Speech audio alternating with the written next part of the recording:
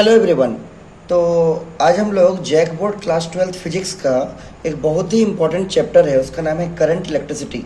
तो उसका आज ये पहला क्लास है, ठीक है। तो आप लोग फ्रेश पेज में हेडिंग लिखिएगा करंट इलेक्ट्रिसिटी। करंट इलेक्ट्रिसिटी ये बहुत ही इंटरेस्टिंग चैप्टर है और इसका वेटेज भी आपका बोर्ड एग्जाम में अच्छा खासा रहता है। तो देखिए, सबसे पहले हम लोग समझते हैं कि आखिरकार इलेक्ट्रिसिटी कैसे फ्लो करता है। तो आप लोग पहले पढ़े होंगे कि जो भी आपका चार्ज होता है ना, उसका जब वो मोशन होता है, जब भी कोई चार्ज मूव करता है तब वहाँ पर इलेक्ट्रिसिटी फ्लो करता है, इलेक्ट्रिक करंट फ्लो करता है। तो नीचे लिखिएगा इंट्रोडक्शन। इंट्रोडक्शन लिखिए, मूविंग चार्ज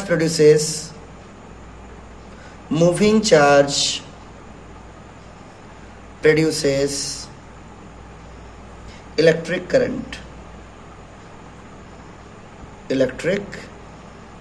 करंट। किसी भी कंडक्टर में जो चार्ज कैरियर होता है ना, वो आपका इलेक्ट्रॉन्स होता है। उसको भी लिख लीजिए एक लाइन छोड़ के। In a conductor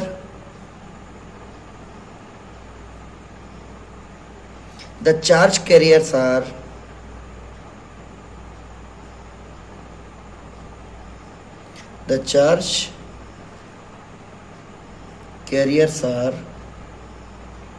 electrons. किसी भी कंडक्टर में जो चार्ज कैरियर होता है वो आपका इलेक्ट्रॉन्स होता है।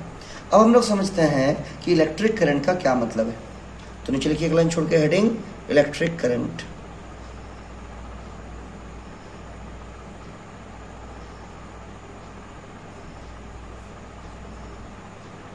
देखिए, पहले आपको समझाते हैं और फिर इसका डेफिनेशन वगैरह लिखाएंगे। फॉर्मूला भी आएगा इसका, जिसके ऊपर न्यूमेरिकल भी हम लोग करेंगे।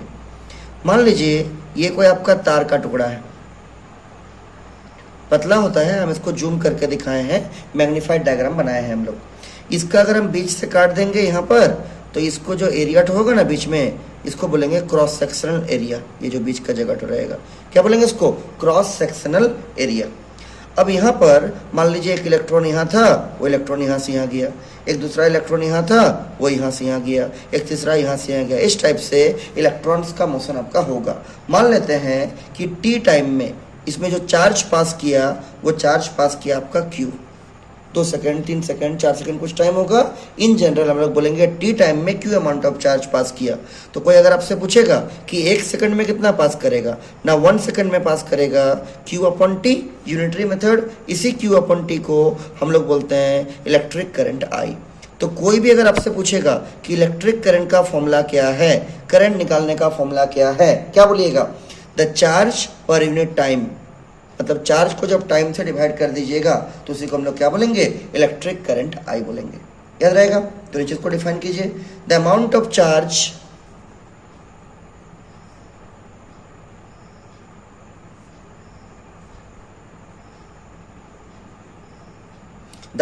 Charge flows per second through any cross section of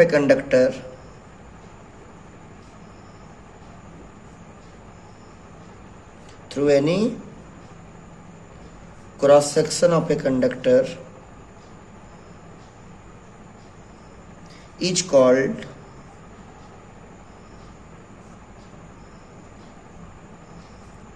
electric current.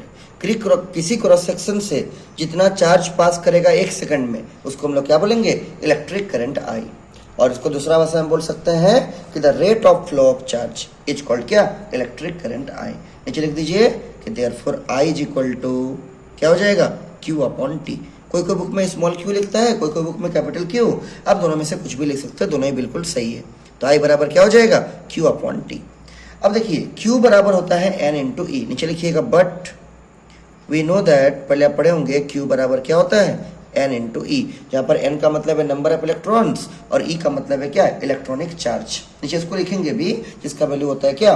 -1.6 into 10⁻⁻19 coulomb. तो पहले इसको रख दीजिए यहाँ पर। नीचे लिखेंगे देयरफॉर आई का फॉर्मूला क्या हो जाएगा? क्यू की जगह N इंटू ई, तो N इंटू ई और डिवाइड बाय आपका T हो जाएगा। ये आपको करंट निकालने का सबसे सिंपलेस्ट फॉर्मूला है। तो इसको भी याद रखना पड़ेगा आपको। यहाँ पर हम स्टार कर दे रहे हैं और इसको भी आप लोग अच्छे से याद रख लीजिएगा। जैसे जैसे आप लोग इस वीडियो को देख रहे हैं वैसे वैसे कॉपी में नोट करते चलिए ताकि आपका नोट भी अच्छा से बनता रहेगा। ठीक है, आगे देखिए, नीचे लिख दीजिएगा सबके बारे में। एन क्या है, ई क्या है, टी क्या है। वेयर एन का मतलब है number of electrons, number of electrons. E का मतलब होता है इलेक्ट्रॉनिक चार्ज, इलेक्ट्रॉनिक चार्ज, और इसको हम लोग बोलते हैं basic unit of charge, basic unit of charge. और इसका वैल्यू भी आपको मालूम है, नेगेटिव में होता है -1.6 इंटू 10⁻⁻19 कूलम। कूलम क्या है, चार्ज का ऐसा यूनिट है। कोई दिक्कत इसमें नहीं है, पूरा क्लियर है। आगे देखिए, अगला आपको इसमें नेक्स्ट जो टॉपिक समझना है वो है आपका एवरेज करंट क्या है और इंस्टेंटेनियस करंट क्या है। तो 2 लाइन छोड़ के हेडिंग लिखिएगा अपना कॉपी में, average current.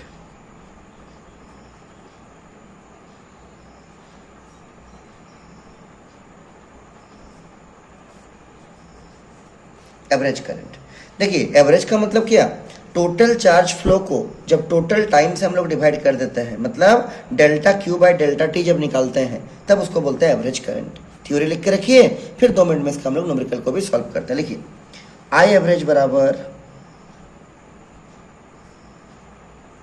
Total charge flow, total charge flow बटे total time, total time. Numerical इसका 2 मिनट में आपको दिखा रहे हैं।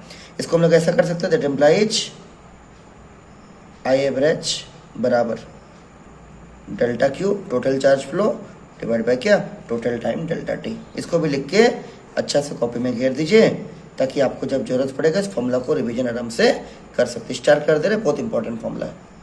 बोलिए, कोई दिक्कत नहीं इसमें।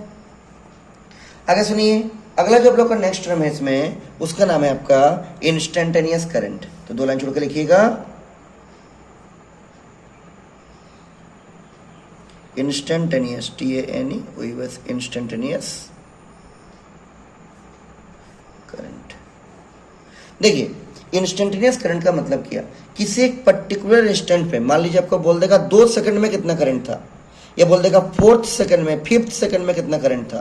तो कोई एक पर्टिकुलर इंस्टेंट पे जो करंट होता है उसी को हम लोग बोलते हैं क्या, इंस्टेंटेनियस करंट। इसको निकालते कैसे हैं, तो I बराबर होता है this is equal to dQ upon dt। Differentiate करके निकाला जाता है। आप लोग मैथ में डिफरेंशिएशन पढ़ चुके होंगे, हम न्यूमेरिकल में थोड़ा सा बता भी देंगे आपको।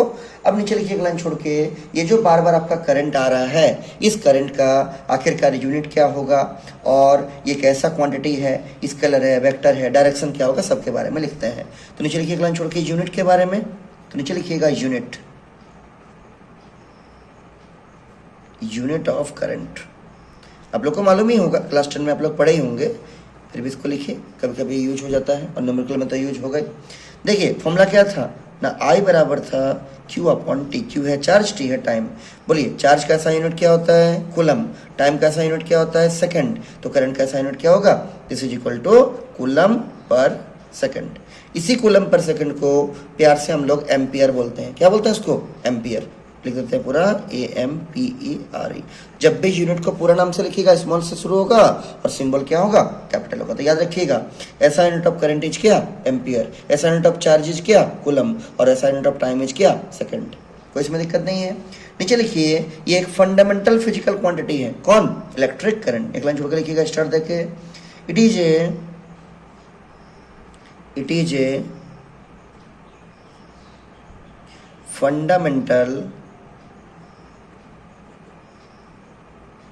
Physical quantity. पढ़े थे ना 11th क्लास में, फंडामेंटल क्वांटिटी क्या होता है, जिसको मेजर करने के लिए दूसरे किसी का हेल्प नहीं लेना पड़ता है। जैसे लेंथ हो गया, मास हो गया, टाइम हो गया, टेम्परेचर हो गया, वैसे ही इलेक्ट्रिक करंट भी क्या है, फंडामेंटल फिजिकल क्वांटिटी है। अब सुनिए अगला नेक्स्ट पॉइंट लिखिएगा, पूरा फिजिक्स में इलेक्ट्रिक करंट ही एक ऐसा क्वांटिटी है जिसका मैग्नीट्यूड भी है, मान लीजिए बोलेगा 2 एम्पियर, डायरेक्शन भी होगा टुवर्ड्स ईस्ट, टुवर्ड्स वेस्ट, जो भी डायरेक्शन है, इसका मैग्नीट्यूड भी है, डायरेक्शन भी है, फिर भी इसको हम लोग क्या बोलते हैं, स्केलर क्वांटिटी बोलते हैं। क्यों? क्योंकि ये ट्रायंगल लॉ को फॉलो नहीं करता है। याद रहेगा, वेक्टर एडिशन का जो लॉ है ना उसको फॉलो नहीं करता है। तो नीचे लिख के रखिएगा, it is a scalar quantity, it is a scalar quantity but it has both magnitude as well as direction। इसका मैग्नीट्यूड भी है, इसका डायरेक्शन भी है, फिर भी इसको हम लोग क्या बोलेंगे? स्केलर क्वांटिटी बोलते हैं। क्यों? क्योंकि triangle law of vector addition को फॉलो नहीं करता है। इसको बड़ा ही अच्छा से हाईलाइट करके लिख के रखिए, एग्जाम में कई बार एमसीक्यू में पूछ देता है। चैप्टर कंप्लीट होने के बाद आप लोग का एमसीक्यू भी प्रैक्टिस करवाएंगे, ठीक है, तो कोई दिक्कत उसका नहीं होगा। अगला देखिए, इसका डायरेक्शन क्या होता है। आप लोग पहले पढ़े ही होंगे कि जैसे मान लीजिए ये आपका कोई कंडक्टर है, let us suppose this is a conductor, इस टाइप से। इस कंडक्टर में जो इलेक्ट्रॉन्स फ्लो कर रहा है ना, वो मान लीजिए लेफ्ट से राइट जा रहा है ऐसे। This is the direction of electron. तो जो करंट फ्लो करेगा ना उसके अपोजिट माना जाता है। इलेक्ट्रॉन्स अगर लेफ्ट से राइट जाता है तो ऐसा माना जाता है कि the direction of current will be from right to left. Electron ऐसे जा रहा है तो करंट जो आपका फ्लो करेगा वो ऐसे फ्लो करेगा, उसके अपोजिट में। डायरेक्शन ऑफ मोशन ऑफ क्या? इलेक्ट्रॉन्स के अपोजिट में। इसको बोलते हैं कन्वेंशनल डायरेक्शन ऑफ करंट। नीचे लिख दीजिए, the direction of conventional current, the direction of conventional current is opposite to the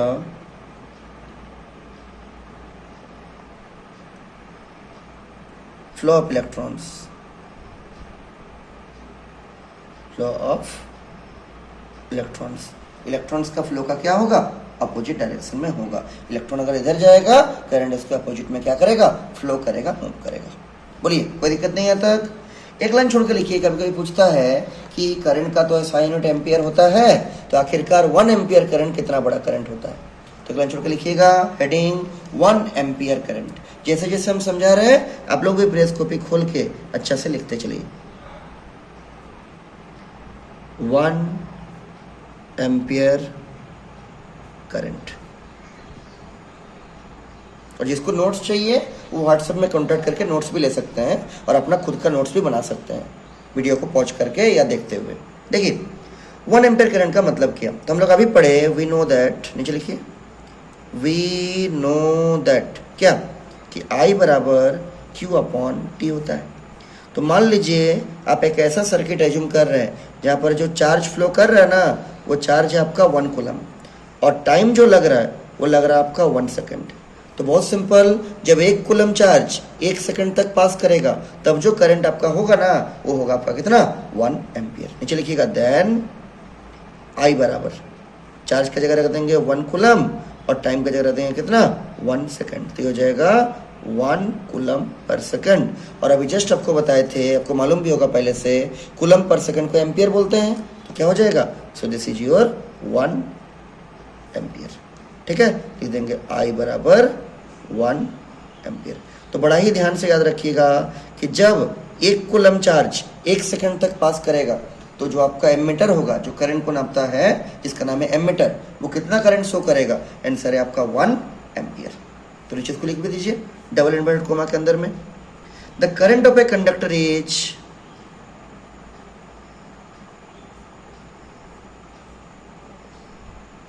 the current of a conductor is said to be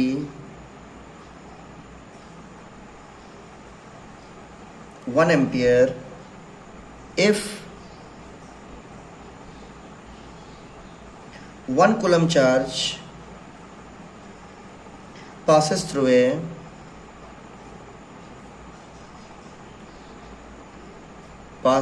a cross section in 1 second। इन कितना? 1 second. मतलब जब 1 coulomb charge 1 second तक पास करेगा कोई cross sectional area को तो current कितना show करेगा? 1 एम्पियर। पूरा क्लियर है? अब देखिए इसके ऊपर कुछ कुछ क्वेश्चन भी कभी कभी एग्जाम में आपको पूछ लिया जाता है। तो नीचे लिखिएगा क्वेश्चन नंबर 1। देखिए A 2 milliampere current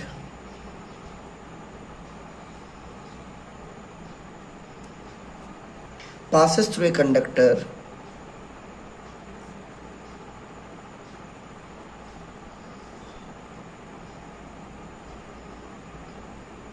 in 2 minutes. Find number of electrons flow. Find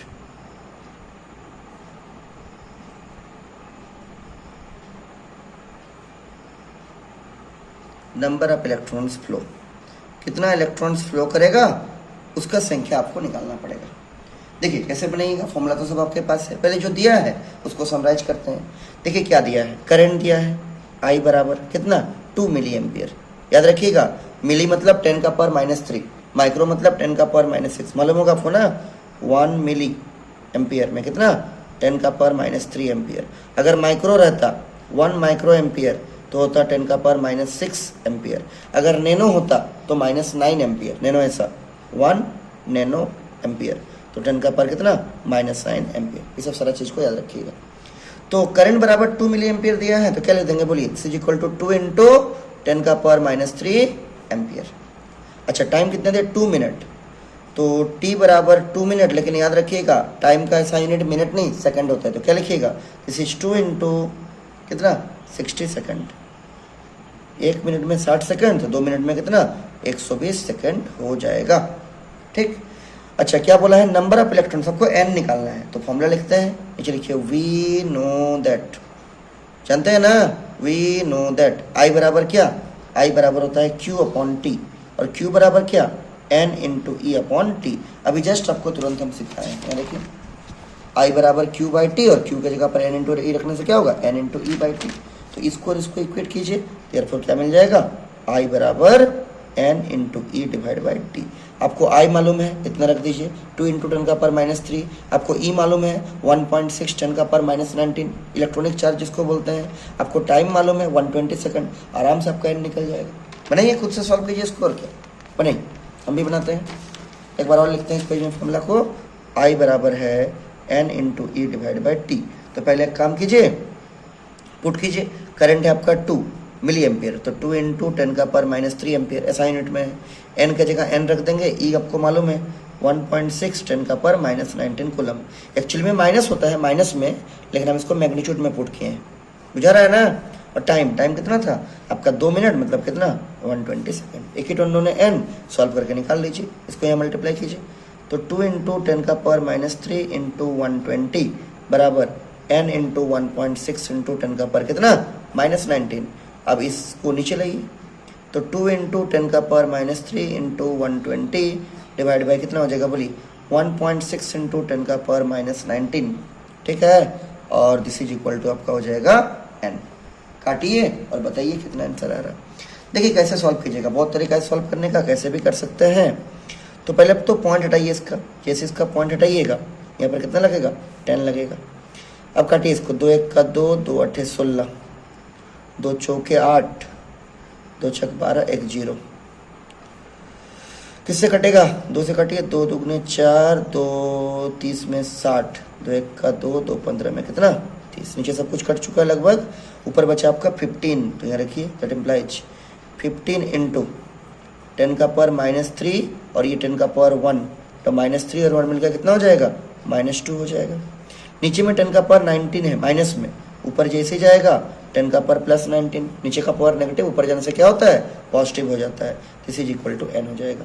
-3 और +1 मिलकर -2 हो गया, और -19 ऊपर जाएगा तो क्या होगा +19। इसको सिंप्लीफाई कीजिए, therefore n will be equal to 15 तो रहेगा, दोनों का बेस 10 है, पावर ऐड हो जाएगा, -19 +19 -2 कितना होगा +17, तो 10 का पावर 17 इतना आपका इलेक्ट्रॉन्स बन जाएगा। This is your answer. तो ऐसे 2 नंबर 3 नंबर के लिए आपको एग्जाम में छोटा छोटा क्वेश्चन पूछ दिया जाता है, तो बहुत हार्ड नहीं रहता है, डायरेक्टली फॉर्मूला के ऊपर बेस्ड है, बस आपको बेसिक आइडिया रखना है और बना लेना है। अगला लिखिए क्वेश्चन नंबर 2। देखिए, a 20 milli ampere current passing through a conductor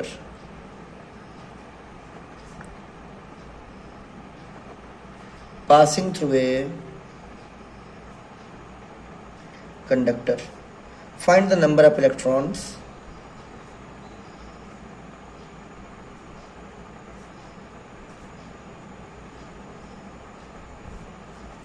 flow per second. Flow per second. ये है आपका क्वेश्चन. ट्राई कीजिए कैसे बनता है कि आपका पर सेकंड में कितना सारा इलेक्ट्रॉन फ्लो करेगा, उसको आपको निकालना पड़ेगा. बोलिए कैसे निकालिएगा. तो पहले जो डाटा दिया है समराइज कीजिए. करंट इस बार कितना है 20 मिली एम्पियर. तो आई बराबर रख दीजिए 20 milli ampere. This is equal to 20 into milli मतलब -3, 10 का पावर -3 एम्पियर. ठीक. और क्या दिया देखिए नंबर ऑफ इलेक्ट्रॉन्स फ्लो पर सेकंड. तो नंबर ऑफ इलेक्ट्रॉन्स कितना पर सेकंड फ्लो करेगा उसको निकालना पड़ेगा. तो फॉर्मूला लगाते हैं. आई बराबर अभी पढ़े थे Q बाई टी और Q बराबर होता है N इंटू ई. तो ये डायरेक्ट लिख देते हैं N इंटू ई बाई क्या हो जाएगा t. Number of electrons flowing per second मतलब N बाई टी आपको निकालना पड़ेगा. इसको अलग करते हैं. ई को नीचे लाइए. दैट इम्प्लाइज आई अपॉन ई कर देंगे बराबर नंबर ऑफ इलेक्ट्रॉन्स रहेगा और टाइम की जगह टाइम. यही है number of electrons flowing per second N by t. घुमा के लिखिए. That implies N upon t is equal to कितना हो जाएगा बोलिए आई अपॉन ई हो जाएगा. कुछ नहीं इधर उधर करके बस लिखें. इसको इधर इसको उधर कर दिए. अब कुछ नहीं पुट कीजिए और आंसर निकाल लीजिए. करंट कितना है बोलिए. करंट का जगह है आपका 20. सो दिस इज योर 20 इंटू 10 का पावर -3 और ई का बिल आपको मालूम होना चाहिए 1.6 इंटू 10 का पावर -19. सब ऐसा यूनिट में है तो इसीलिए number of electrons per unit time जो है वो ऐसे ही लिख दीजिएगा. क्या इसको लिख दीजिएगा इतना नंबर ऑफ इलेक्ट्रॉन पर सेकंड सॉल्व कीजिए. ये पॉइंट यहाँ से हटाइए और ऊपर मल्टीप्लाई कीजिए कितना 10. काटिए इसको. 4 चौके 16 4 पच्चे 20 और कटेगा 5/4 आएगा. देखिए this is equal to 5/4 into यहाँ देखिए 10 का पावर ऊपर 1 है और -3 है तो -3 और 1 कितना हो जाएगा -2. तो 10 का पावर -2 इंटू और है देखिए नीचे में 10 का पावर -19 है. ऊपर जब जाएगा तो क्या हो जाएगा 10 का power +19. So this is your 10 का पावर 19. इतना हो जाएगा. इतना number of electrons flowing per second. Solve कीजिए. 5 को जब 4 से कीजिएगा दिस इज योर 1.25 आएगा इंटू 10 का पावर -2 + 19 कितना हो जाएगा 17 होगा. इतना नंबर ऑफ इलेक्ट्रॉन्स पर सेकंड आपका फ्लो करेगा. This is your N by T. यही आपका आंसर होगी. तो बोलिए कोई दिक्कत इसमें या पूरा क्लियर है. तो बेसिक आपको बस सॉल्व करना पड़ेगा और कंसेप्ट तो समझ में आ गया होगा. इसमें कोई भी दिक्कत नहीं होना चाहिए. ठीक है. आगे देखिए अगला जो आपका है क्वेश्चन नंबर 3. लिखिए इसको. देखिए the charge flows through a conductor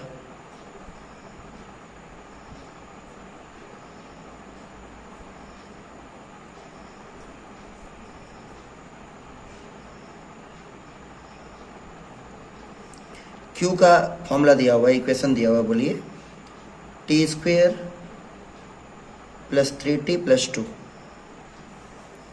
find. क्या निकालना है. 2 चीज दिया है. नंबर 1 करंट एट t बराबर 2 सेकंड. करंट एट t बराबर 2 सेकंड. और एक क्वेश्चन है current in between. Current in between लिख लीजिए. हम समझा देते हैं 0 to 2 सेकंड. अभी आपको एक टॉपिक हम पढ़ाए थे याद होगा. कौन सा टॉपिक बोलिए तो एवरेज करंट और इंस्टेंटेनियस करंट. उसी के ऊपर ही पूरा क्वेश्चन आपका बेस्ड.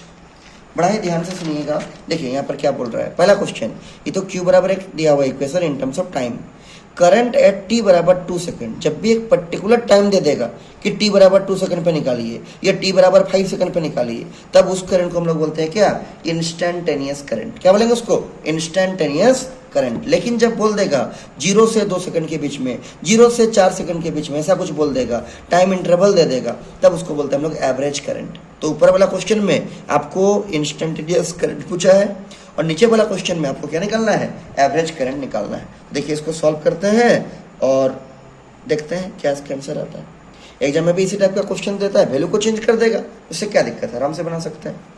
लिखते हैं जो दिया है Q बराबर टी स्क्वेयर प्लस 3t और प्लस 2। तो पहला पार्ट पहले सॉल्व करते हैं। नीचे लिखिए वी नो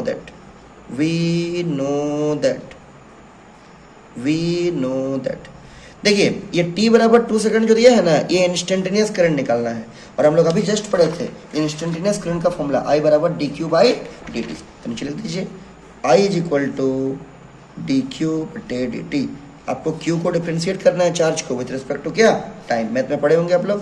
तो लिख देंगे d by dt of q, और q का जगह कितना है देखिए, this is your t square plus 3t और प्लस हो जाएगा कितना 2। अलग अलग कर देंगे, एक बार हो जाएगा d by D T of T square, एक बार हो जाएगा d by D T of क्या 3t, और एक बार हो जाएगा d by D T of. Direct भी सॉल्व कर सकते हैं जिसको आता है, जिसको नहीं आता वैसे स्प्लिट करके कर सकते हैं। अब देखिए इसका तरीका क्या है, आप लोग को मालूम होगा पहले डिफरेंशिएशन करने का तरीका ये होता है कि जैसे पढ़े होंगे आप लोग d by D x of x का पावर n। मैथ में n आपका कांस्टेंट है, पहले पावर आपका बाहर आता है, पावर एक कमता है, तो n x का पावर n माइनस 1। जैसे एग्जांपल के रूप में d बाई डी एक्स अगर रहेगा x का पावर मान लीजिए 8, तो क्या होगा, पहले 8 तो बाहर आएगा, 8 बाहर आ गया, पावर एक कमेगा, x का पावर 7 स्टेप्स। तो इसमें कुछ नहीं, t है बस x के जगह पर। तो ऐसे कीजिए, पावर बाहर आएगा, पावर एक कमेगा, तो 2 बाहर आ गया, और पावर कितना होगा 2 माइनस 1, 2 माइनस 1 1 होता है, प्लस ये 3 कांस्टेंट है, बाहर रहेगा, बाहर हो गया। जो भी कांस्टेंट होता है उसको डिफरेंशिएशन से बाहर करता है, मैथ में पढ़े होंगे। 3 बाहर हो गया, बचा क्या, दिस इज योर dt बटे dt जो कि 1 आ जाएगा। प्लस जब सिर्फ कांस्टेंट रहता है, साथ में कोई भी वेरिएबल नहीं है, उसका डिफरेंशिएशन 0 होता है। यहाँ पर 0 क्यों नहीं हुआ, क्योंकि यहाँ पर 3 के साथ t भी था, तो 3 को बाहर कर दिया और t का हो गया क्या dt बाई dt जो कि 1 आ जाएगा। तो ये बनेगा आपका 2 इंटू टी प्लस 3, और ये तो 1 हो गया dt बाई dt कट के, और ये 0, तो मतलब 2t प्लस 3 आया। So this is your current आ गया कितना I। अब ध्यान रखना है, इसमें क्वेश्चन क्या बोला है, करंट तो निकालिए कब, t बराबर 2 सेकंड में। तो कुछ नहीं, जहां पर t है वहां पर रख दीजिए 2 सेकंड, नीचे लिख दीजिएगा एट t इक्वल टू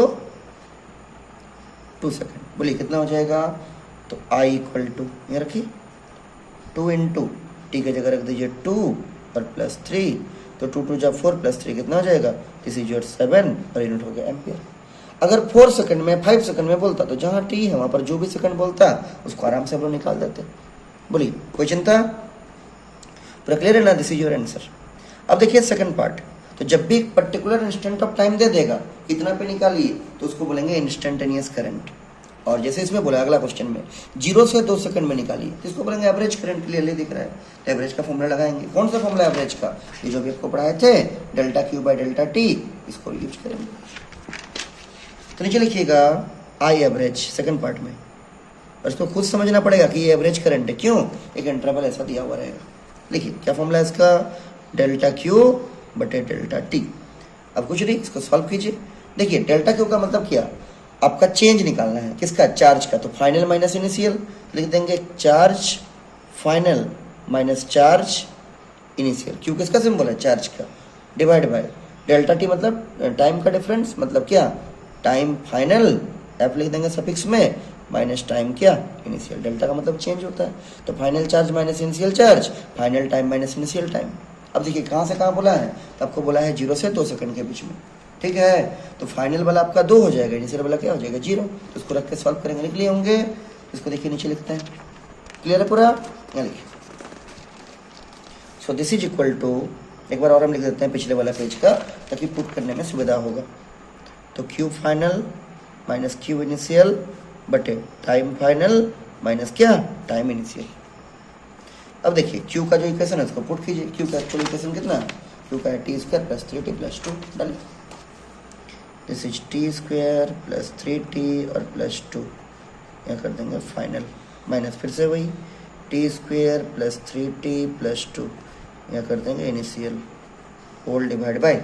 अच्छा देखिए टाइम फाइनल, तो ये टाइम इनिशियल है, ये टाइम फाइनल है। 0 से 2 बोला है, तो 2 हो जाएगा फाइनल, 0 हो जाएगा इनिशियल। तो फाइनल माइनस इनिशियल मतलब कितना, टाइम फाइनल हो गया 2, टाइम इनिशियल हो गया 0, तो 2 माइनस 0 बराबर। नीचे देखिए, नीचे तो 2 - 0 2 आ जाएगा, ऊपर क्या फाइनल, तो फाइनल की जगह पर 2 है, टाइम फाइनल कितना है 2, इनिशियल कितना है 0। तो कुछ नहीं, यहाँ पर जहाँ जहाँ पर t है वहाँ पर 2 रख दीजिएगा, और यहाँ जहाँ जहाँ t है इनिशियल वाला में उसमें 0 रख दीजिएगा, बस रखिए। तो ये दिस इज 2 का स्क्वायर, यहाँ पर फाइनल की जगह 2 रखना है, 2 स्क्वायर कर दिए, प्लस 3 × 2 और प्लस 2 माइनस यहाँ जहाँ जहाँ t है वहाँ क्या रखेगा 0, चूँकि इनिशियल टाइम कितना है 0। दिस इज 0 का स्क्वायर प्लस 3 × 0 और प्लस हो जाएगा 2। सॉल्व कीजिए, तो 2 स्क्वायर 4, 3 × 2 = 6 प्लस 2 माइनस 0 का स्क्वायर 0, 3 × 0 0 और प्लस कितना हो जाएगा, डिवाइड हो जाएगा 2। अब इसको सिंप्लीफाई कीजिए और देखिए आपका कितना आंसर आ रहा है। इसे कितना 6 4 10 14 12, 12 माइनस ये देखिए 0 खत्म हो गया, -2 बचेगा और डिवाइड बाई 2 जितना भी आएगा, 12 - 2 हो जाएगा 10/2 which is equal to 2 × 5 = 10, 5 ampere. ये जो 5 एम्पियर आया इसको बोलेंगे क्या, average current. Therefore I average बराबर कितना 5 एम्पियर, एवरेज बराबर कितना, दिस इज योर 5 एम्पियर। बोलिए कोई दिक्कत? तो इस टाइप से जब भी क्वेश्चन देगा आप इसको बड़ा ही आराम से सॉल्व कर सकते हैं, नहीं होगा। अगला क्वेश्चन लिखिए, कितना हुआ था 3 तक हो गया था ना। अगला लिखिए क्वेश्चन नंबर 4। लिखिए ऐसे ही क्वेश्चन दे रहे, उम्मीद है आराम से बन जाएगा, अपने से भी ट्राई कर सकते हैं। Current flowing through a conductor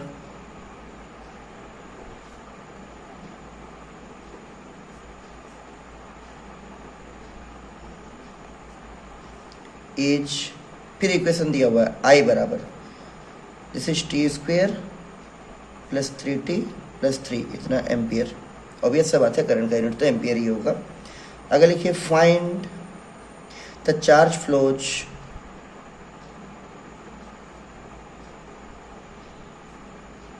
in 0 to 2 second, second लिखा हुआ, ठीक है। 0 से 2 सेकंड के बीच में कुछ भी टाइम दे सकता है, 0 से 2 सेकंड के बीच में चार्ज कितना निकालना है आपको निकाल के दिखाना है। तो बोलिए 0 से 2 सेकंड जैसे ही बोल दिया है तो क्या करना है आपको, आपको निकालना है क्या, जो चार्ज है Q उसका वैल्यू को। लेकिन ध्यान रखना है यहाँ पर आपको करंट दिया हुआ है, यहाँ पर आपको टाइम दिया हुआ है, मतलब टाइम का फॉर्मेट में दिया है, करंट I दिया है, और यहाँ पर आपको Q का इक्वेशन नहीं दिया है। पिछले बार क्या था, Q का दिया था, Q बराबर t² वगैरह था, इस बार आपको I दिया हुआ डायरेक्टली, तो इसको यूज करेंगे। देखिए कैसे निकालते हैं, तो नीचे लिखिएगा वी नो दैट, इस बार करंट है, ठीक है। वी नो दैट I का फॉर्मूला हम लोग पढ़े थे, इंस्टेंटेनियस करंट का फॉर्मूला क्या, dq/dt, ठीक। ऐसा क्यों कर रहे हैं, ताकि हम लोग को Q मिल जाए, वही चार्ज फ्लो आपको निकालना है।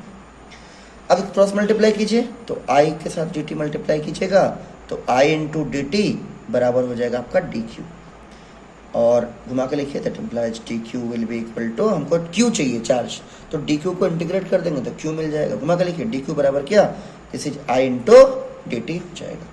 dq मतलब छोटा सा चार्ज, इसको जब आप 0 से 2 तक इंटीग्रेट कर दीजिएगा आपको कंप्लीट चार्ज मिल जाएगा। इंटीग्रेशन मतलब जोड़ना होता है, जिसका मैथ होगा उन लोग को मालूम है, ठीक है, मैथ में पढ़े होंगे आप लोग। तो इंटीग्रेट कर दीजिए, तो नीचे लिखिएगा क्या, पहले एक बार लिख दीजिए इसको, दैट इम्प्लाइज dq बराबर I आपको दिया हुआ है, लिख दीजिए t² प्लस 3t और प्लस 3, और साथ में क्या रहेगा, साथ में रहेगा dt। I के जगह पर रख दिए, I का जो आपको दिया है formula in terms of t, time, t² plus 3t plus t और साथ में dt रह गया। अब इसको इंटीग्रेट कर दीजिए 0 से लेकर 2 तक, चूंकि वही हम लोग को दिया हुआ है, आपको टोटल चार्ज मिल जाएगा। dq मतलब स्मॉल चार्ज, जो Q निकलेगा टोटल चार्ज मिल जाएगा, वही आंसर होगा और क्या। लिखिए नीचे, नीचे लिखिएगा नाउ Q जो टोटल चार्ज है, it is the integration of क्या, dq, कहाँ से कहाँ, फ्रॉम 0 से 2, जो टाइम दिया है जहाँ से जहाँ वही रख दीजिए। This is equal to integration from 0 to 2, और dq कितना है देखिए, अभी निकाले इसको, t² plus 3t plus 3, t² जो भी दिया है 3t प्लस 3, और साथ में क्या रहेगा, dt रहेगा। विथ रिस्पेक्ट टू टाइम हम लोग इंटीग्रेट कर रहे हैं। अब देखिए इसको 3 पार्ट में तोड़ेंगे, इंटीग्रेशन आपका प्लस माइनस में सेपरेट होता है, पढ़े होंगे आप लोग मैथ में। तो ये 0 से 2 हो जाएगा, this is t² dt, plus 0 से 2 हो जाएगा, this is 3t dt, plus 0 से 2 हो जाएगा, दिस इज 3 × dt। हम उम्मीद कर रहे हैं आप लोग को इंटीग्रेशन का बेसिक आइडिया होगा। ठीक है, हम थोड़ा सा लगी बता दे रहे हैं 1 मिनट में, ताकि जिसको थोड़ा दिक्कत हो रहा है वो भी समझ जाए। इंटीग्रेशन मान लीजिए लिखा हुआ है एक्स का पावर एन और यहाँ पर dx लिखा हुआ है। कैसे कीजिएगा, एन आपका कांस्टेंट है तो पावर एक बढ़ता है, एक्स का पावर n+1 और सेम पावर से डिवाइड होगा। और अगर लिमिट रहेगा तो उसको स्क्वायर ब्रैकेट में मान लीजिए यहाँ a से b लिखा हुआ है तो यहाँ पर a से b रख के एक बार अपर लिमिट एक बार लोअर लिमिट पुट करेंगे। क्लियर। जैसे एग्जाम्पल के रूप में अगर ऐसा एक्स का पावर मान लीजिए 8 है और यहाँ dx है, क्या होगा, पावर एक बढ़ाइए, एक्स का पावर 8 + 1 9 डिवाइड बाई 9 और लिमिट जो होगा उसको स्क्वायर ब्रैकेट में पुट करेंगे। कैसे करेंगे दिखा रहे हैं आपको, आप लोग बनाए होंगे 11 क्लास में।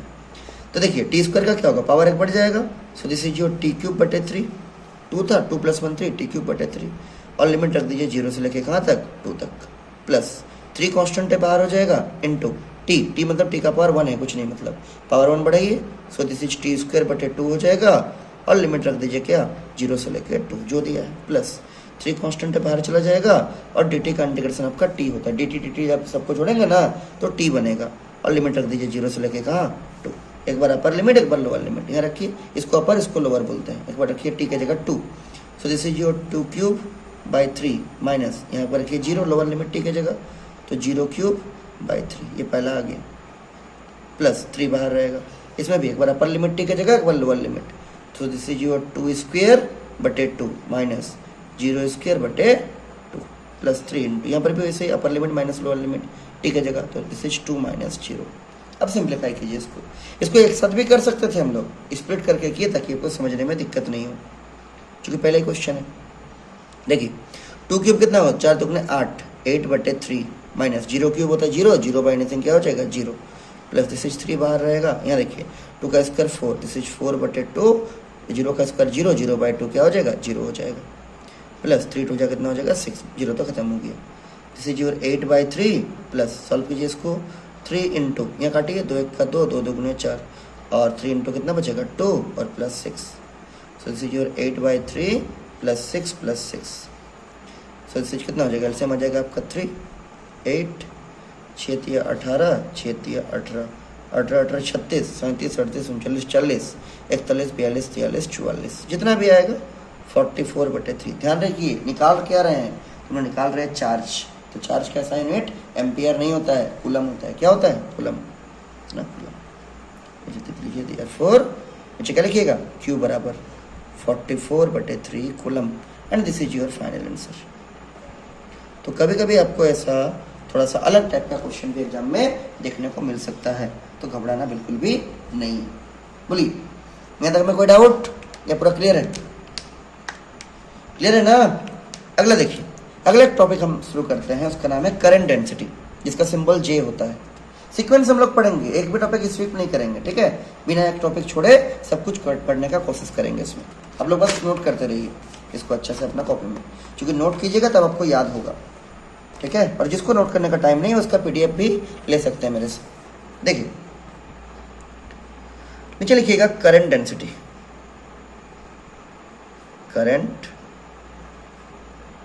डेंसिटी, इसका सिंबल J होता है। क्या होता है J। तो पहले आपको समझाते हैं करंट डेंसिटी होता क्या है।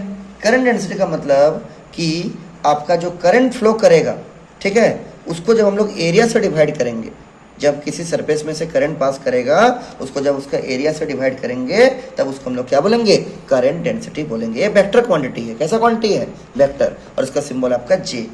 डायग्राम में अगर देखना चाहिएगा तो ऐसा देख सकते हैं कि मान लीजिए ये आपका कोई कंडक्टर है, let us suppose this is a conductor, इस टाइप से, ठीक, और ये इसका बीच का क्रॉस सेक्शनल एरिया है, उसको हम लोग ऐसा दिखा रहे हैं, दिस इज द क्या, क्रॉस सेक्शनल एरिया। इसमें से कोई करंट आपका ऐसे परपेंडिकुलर पास कर रहा सरफेस के साथ, परपेंडिकुलर पास करना जरूरी है, और ये करंट जो है I है, और इसका जो एरिया है वो एरिया आपका A है। ये जो एरिया है इसका क्रॉस सेक्शन एरिया कितना है A, तो यहाँ सिंपली हो जाएगा J बराबर I/A। करंट को जब एरिया से भाग देंगे, किसी सरफेस से पास करने वाला परपेंडिकुलर करंट को जब एरिया से भाग देंगे तब निकलेगा क्या, करंट डेंसिटी J। और ये वेक्टर क्वांटिटी, कैसा क्वांटिटी है, वेक्टर, स्टार मार्क कर दीजिए, इंपॉर्टेंट फॉर्मूला है, न्यूमेरिकल भी आ सकता है। इसको डिफाइन कीजिए पहले, फिर इसका यूनिट वगैरह देखेंगे। लिखिए डबल इनवर्ट कॉमा में लिखिएगा, the current density of a conductor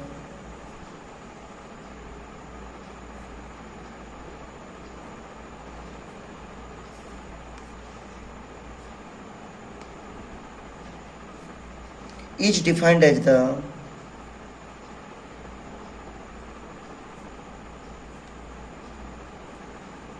current flowing per unit area.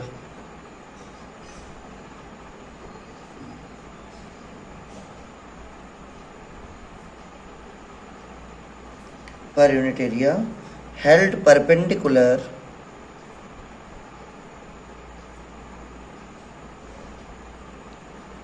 to the flow of charge.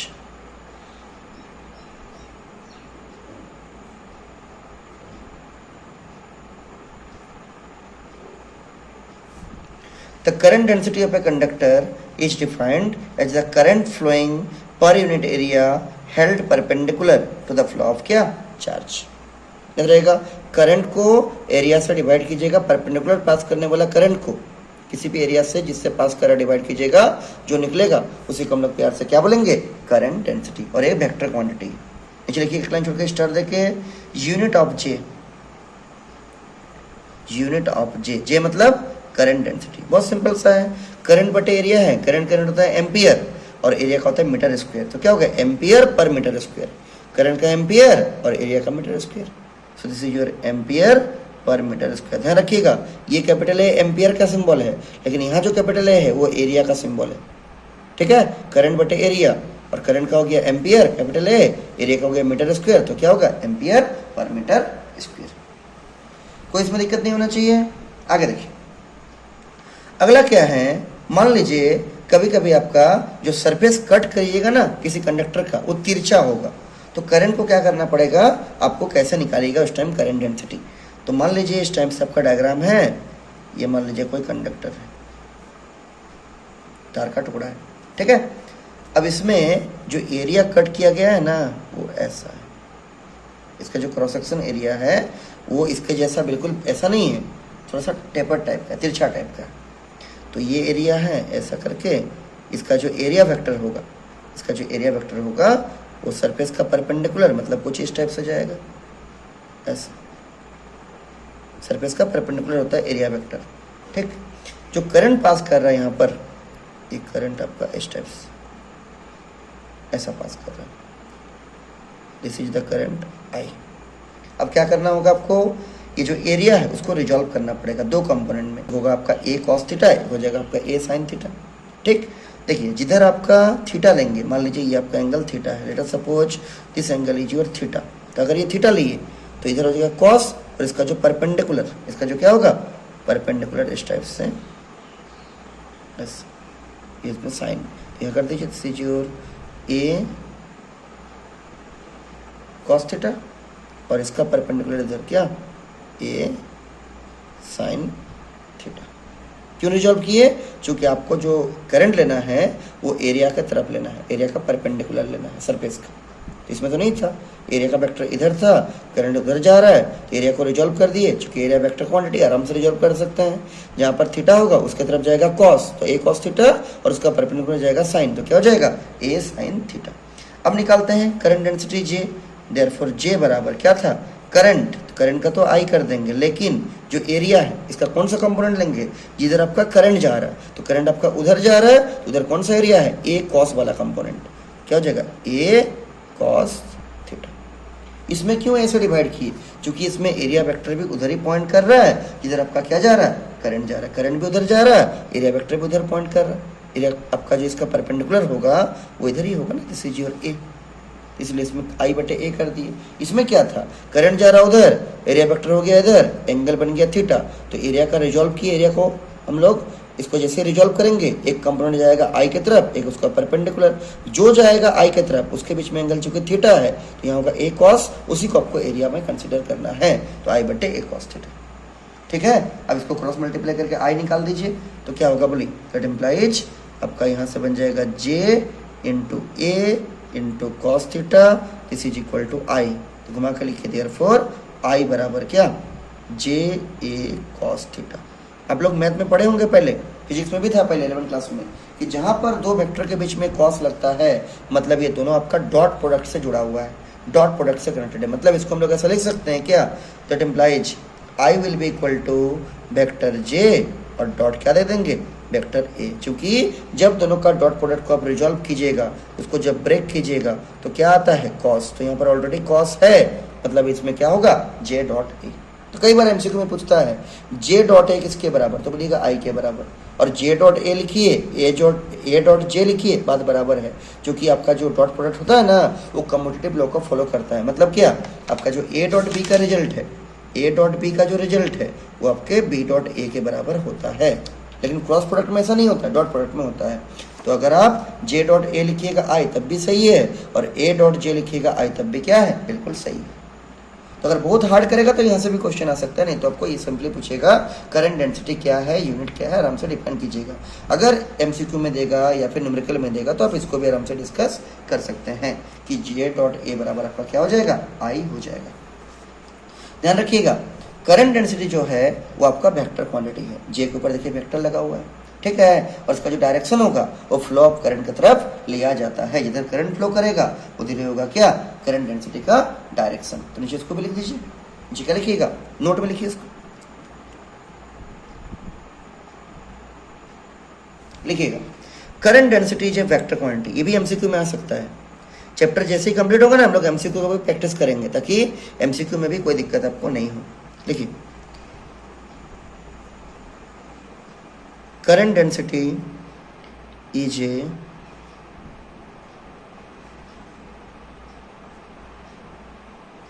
Vector quantity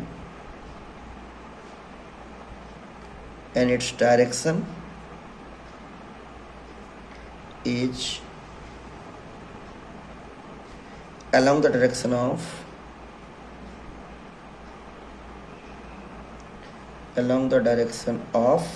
flow of current, जिधर आपका करंट फ्लो करेगा उधर इसका क्या होगा, डायरेक्शन, और ये कैसा क्वांटिटी है, वेक्टर। इसको अंडरलाइन कर दीजिए। बोलिए यहां तक में कोई डाउट। अब देखिए इसके बाद एक छोटा सा और टॉपिक है, इसको समझाते हैं और फिर ये क्लास को रखेंगे आज यहीं तक, ठीक है। देखिए तो इंपॉर्टेंट पॉइंट बोल के लिख के रखिएगा, स्टार देके लिखिएगा इंपॉर्टेंट पॉइंट, इंपॉर्टेंट कंसेप्ट लिख दीजिए।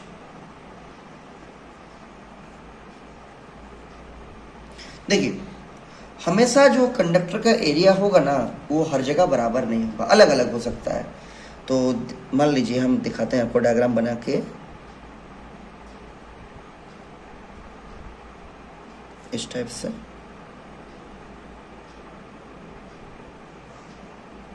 इस टाइप से। यहाँ पर एरिया देखिए पतला है, यहाँ पर एरिया क्या है, मोटा है, चौड़ा है।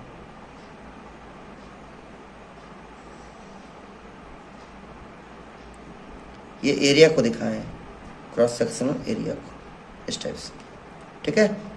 इसका जो एरिया है वो मान लीजिए A1 है, यहाँ जो करंट पास कर रहा वो मान लीजिए आपका I1 है, और इसका जो करंट डेंसिटी है वो मान लीजिए J1 है, इस जगह पर 1 वाला, इसका चौड़ा है एरिया। लेकिन अगर यहाँ देखिएगा, यहाँ पे एक तो एरिया बनेगा इस टाइप से, दिख रहा होगा। यहाँ का जो एरिया है वो मान लीजिए आपका A2 है, this is suppose to be A2। यहाँ पर जो करंट पास कर रहा है वो मान लीजिए आपका I2 है, पतला वाला के लिए 2 यूज कर रहे हैं, और यहाँ का जो करंट डेंसिटी होगा कितना होगा, J2 हो जाएगा, J2, ठीक। अब जितना करंट यहाँ पर जाएगा उतना ही करंट यहाँ जाएगा, करंट तो बीच में कहीं रुकेगा नहीं, मतलब I1 का वैल्यू I2 का वैल्यू के बराबर होगा, लेकिन एरिया दोनों का क्या है, अलग अलग है। तो नीचे लिख दीजिए कि सिंस करंट रिमेन सेम, क्या लिखिएगा, since current remain same, that implies that is I1 equals to I2। इसको आप कर दीजिए इक्वेशन नंबर 1। अब देखिए हम लोग को J का फॉर्मूला मालूम है, I बटे A, तो यहाँ पर एक बार J का फॉर्मूला लगाएंगे तो J1 बराबर I1 बटे A1, एक बार यहाँ लगाएंगे J2 बराबर क्या हो जाएगा, I2 बटे A2 हो जाएगा। तो लगाते हैं, नीचे लिखेंगे J बराबर I बटे A, तो एक बार हो जाएगा J1 बराबर I1 बटे A1, ये बड़ा वाला सरफेस एरिया के लिए। एक बार यहाँ के लिए लगाएंगे J2 बराबर I2 बटे A2, और इसको सिंप्लीफाई करके I निकालते हैं, दैट इम्प्लाइज क्रॉस मल्टीप्लाई कीजिए, यहाँ से आ जाएगा आपका I1 बराबर क्या हो जाएगा, J1 into A1, J1 into A1, ये आपका पहला निकल गया। यहाँ से भी निकालिए, तो I2 बराबर क्या हो जाएगा बोलिए। So your I2 will be J2 into A2, J2 into A2। So this is your I1 and this is your क्या I2। यहाँ से एक इंपॉर्टेंट कंसेप्ट निकल के आता है, देखिए क्या, इन दोनों को हम लोग पहले इक्वेशन 1 में पुट करते हैं। ये I1 का जगह यहाँ और I2 का जगह यहाँ। नीचे लिखिए, putting these in equation 1, putting these values in equation 1 we get, क्या हो जाएगा बोलिए। I1 का जगह हो जाएगा J1 इंटू A1, I2 का जगह हो जाएगा कितना, this is your J2 into A2। तो ये आपका इक्वेशन ऑफ कंटिन्यूटी कहलाता है। क्या कहलाता है, equation of continuity. J into A का जो प्रोडक्ट है वो आपका कांस्टेंट होगा, तो J1 A1 बराबर J2 A2 बराबर J3 A3, हर जगह क्या रहेगा, सेम रहेगा। तो लिखिएगा this is equation of continuity. 11 class में भी था इक्वेशन ऑफ कंटिन्यूटी, पढ़े होंगे आप लोग। This is called equation of continuity. ठीक है, इसका मतलब क्या, J इंटू A का जो प्रोडक्ट है ये हमेशा आपका क्या रहेगा, कांस्टेंट रहेगा। हमेशा क्या रहेगा, कांस्टेंट। मतलब बोल सकते हैं जब A को नीचे ले जाएंगे तो J inversely proportional to area, J into A बराबर अगर कांस्टेंट होगा, ऐसा बात कर रहे हैं हम। देखिए J इंटू A बराबर अगर कांस्टेंट होता है तो J बराबर क्या होगा, कांस्टेंट डिवाइड बाय एरिया। मतलब J is inversely proportional to area, जहाँ का एरिया ज़्यादा वहाँ का J कम, जहाँ का एरिया कम वहाँ का J मतलब करंट डेंसिटी ज़्यादा।